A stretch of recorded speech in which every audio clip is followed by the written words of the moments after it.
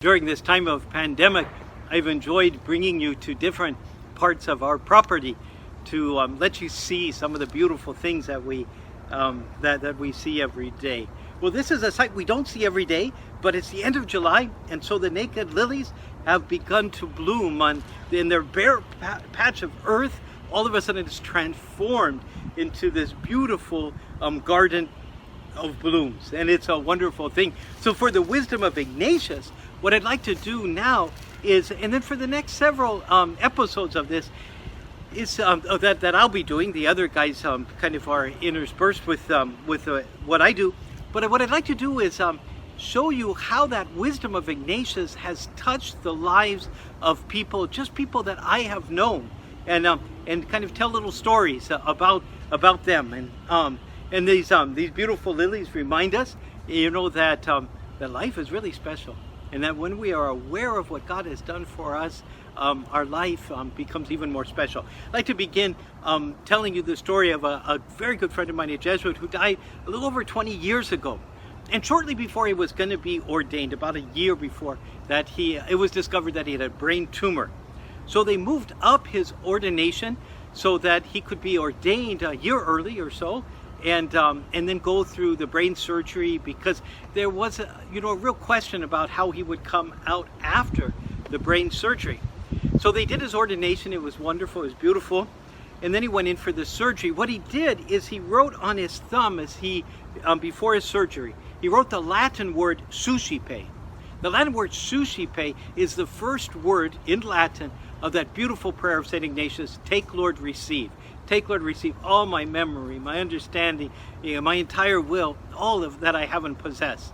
Because he knew they had told him that when he went into the surgery, there was a good chance he would come out of the surgery with, as they say, deficits. And so he, with his Jesuit Ignatian wisdom, spirituality, wrote suscipe, "Lord, I give it all to you. However I come out, with whatever deficits, it's your will. I have turned it all over to you." So he came out of the surgery, and he had almost 5 years of remission from the tumor. No evidence that it was there.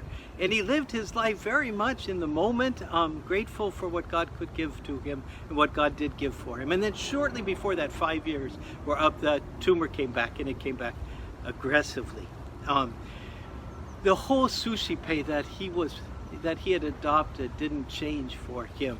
Eventually he was reduced to 3 types of words that he could say. He could say yes and no. He could say right and left. He always got them wrong. And he could say amazing, beautiful, wonderful. Those are the 3 sets of words he could say. We went for a drive shortly before he died, and we came to a place, and he said, "Go left." And so I began going left. He said, no, left. And so I went right, and he said, "Yes." And then we came to the next, and he said, "Go right." And I began to go right, and he said, no, go right. So I turned left, and he said, "Amazing." So he could say yes, no, left, right, wonderful, amazing, beautiful. And to have the end of your life, as you die young of a tumor, and you're reduced to the words amazing, beautiful, wonderful, because that's your perspective on life, is really the wisdom of Ignatius. You know that life is a gift, and even as you're dying, you're aware that one gift after another is coming your way, and those small gifts you accept as beautiful, amazing, wonderful. That's a wisdom from Ignatius that we can all use as our lives begin to ebb away and we're faced with deficits. May we all face those deficits with the words amazing, beautiful, wonderful on our lips.